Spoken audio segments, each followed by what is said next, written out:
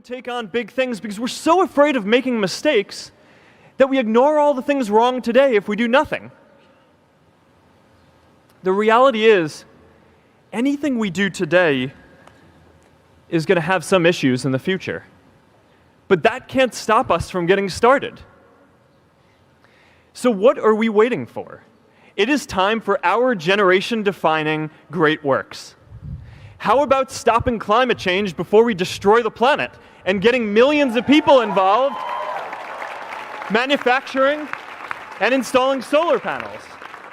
How about curing all diseases and getting people involved by asking volunteers to share their health data, track their health data, and share their genomes? You know, today, our society spends more than 50 times as much treating people who are sick as we invest in finding cures so people don't get sick in the first place. It makes no sense. We can fix this. How about modernizing democracy so everyone can vote online? And how about personalizing education so everyone can learn? These achievements are all within our reach. Let's do them all in a way that gives everyone in our society a role. Let's do big things, not just to create progress, but to create purpose.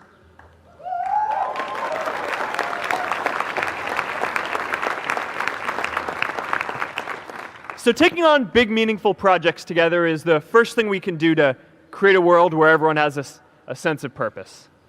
The second is redefining our idea of equality so everyone has the freedom to pursue their purpose. Now, many of our parents had stable jobs throughout their careers, but in our generation, we're all a little entrepreneurial, whether we're starting our own projects or finding our role in another one. And, you know, that's great, because our culture of entrepreneurship is how we create so much progress. An entrepreneurial culture thrives when it is easy to try lots of new ideas. Facebook wasn't the first thing I built. I also built chat systems and games, study tools and music players, and I'm not alone. J.K. Rowling got rejected 12 times before she finally wrote and published Harry Potter. Even Beyoncé had to make hundreds of songs to get Halo. The greatest successes come from having the freedom to fail. Now, today, we have a level of wealth inequality that hurts everyone.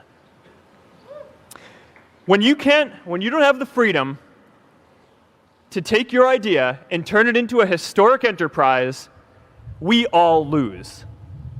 And right now, today, our society is way over-indexed on rewarding people when they're successful, and we don't do nearly enough to make sure that everyone can take lots of different shots.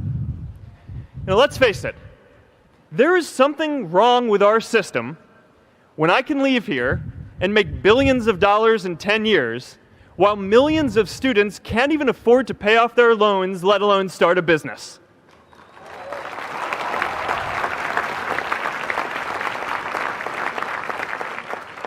Look, I know a lot of entrepreneurs, and I don't know a single person who gave up on starting a business because they were worried they might not make enough money.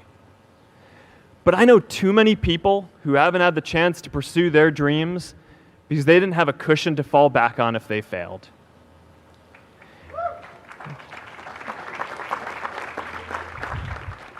We all know you don't get successful just by having a good idea or working hard.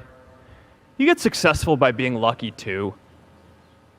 If I had to support my family growing up instead of having the time to learn how to code, if I didn't know that I was going to be fine if Facebook didn't work out, then I wouldn't be standing up here today. And if we're honest, we all know how much luck we've had to get to this point in our lives. Every generation expands its definition of equality. Previous generations fought for the vote and civil rights. They had the New Deal and Great Society.